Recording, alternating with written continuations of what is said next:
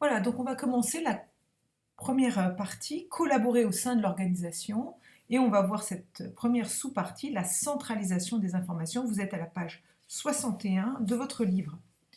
Alors, on va vous poser trois premières petites questions sur la centralisation des informations. Vous voyez, le réseau informatique de la mairie va permettre le partage de ressources telles que l'imprimante, la photocopieuse et le scanner.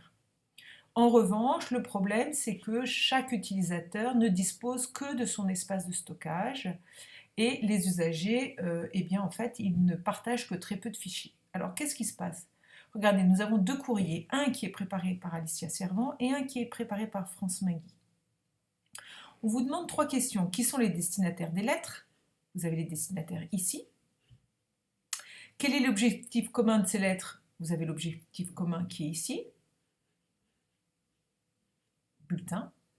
Quelle différence identifiez-vous entre ces lettres? On vous demande sur le fond, et sur la forme surtout, pas sur le fond mais sur la forme. Donc vous me direz quelle est la différence entre la forme qui est ici, notamment la police de caractère, la formulation des phrases, etc.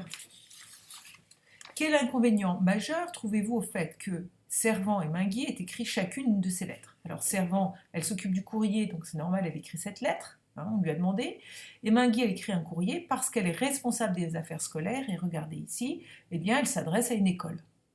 Voilà, donc vous allez donc dans cette question 4 écrire quel inconvénient majeur vous trouvez au fait qu'il y ait deux lettres qui aient été écrites, et ensuite quelle image pour vous le travail des agents administratifs est renvoyé avec ces deux lettres différentes qui sont envoyés. Alors, regardez, à partir de ce schéma, donc, on va essayer de comprendre les raisons qui justifient l'impossibilité de mettre en place un réel partage de documents entre Alicia Servant et France Magui. Nous sommes à la question 6. Voilà.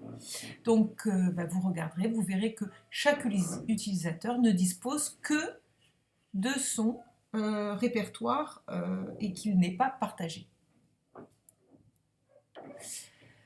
Dans le document 4, on voit qu'il y a une évolution et ce qu'on va vous demander, donc ça va être la question 7, quelle différence constatez-vous entre ces schémas et celui du document 3? Alors rapidement, pour quelques conseils, regardez 1, 2 et 3, on constate trois grandes différences. C'est celles que je vais vous demander d'écrire. Premièrement, il y a un serveur de fichiers qui apparaît, pour lequel est rattaché tous les ordinateurs de la mairie. Deuxièmement, chaque poste est verrouillé par un mot de passe et un nom d'utilisateur, donc qui permettant également un accès à des dossiers depuis n'importe quel ordinateur du réseau du moment que vous accédez avec votre mot de passe et votre nom d'utilisateur. Et puis ici, on voit qu'il y a un nouveau dossier qui est apparu, c'est partage entre agents, et notamment le partage du courrier. Donc, vous allez répondre à la question 7 en fonction de ces conseils et cette observation que j'ai faite avec vous.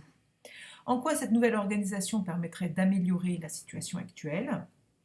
Donc, en quoi elle permettrait, vous allez répondre en 2 points, au niveau du partage de l'information et au niveau de la sécurisation des informations.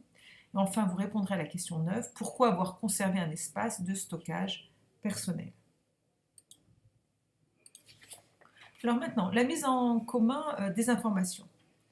On va vous demander à la question 10 et 11 d'identifier un problème. Alors vous êtes à la page 62 de votre livre, je vais vous demander de regarder attentivement la ligne 5 et de regarder dans cette ligne s'il n'y a pas un problème, et notamment vous regarderez le téléphone de la personne. Est-ce que vous identifierez ce problème? Question 10. Question 11, quelle peut être l'origine de ce problème?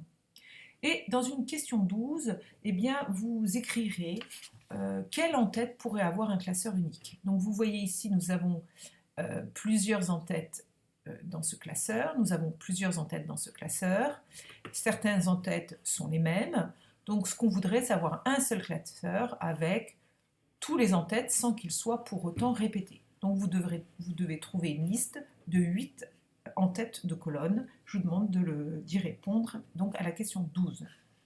À la question 13, vous allez observez le schéma qui est proposé dans le document, le schéma qui était proposé dans le document 4.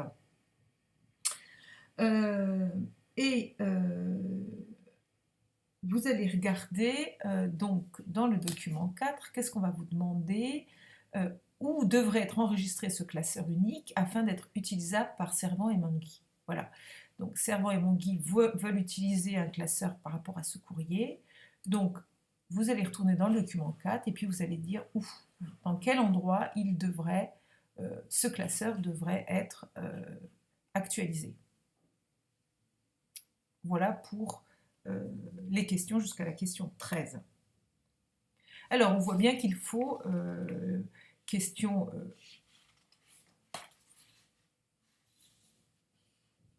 alors, là je suis où? Question...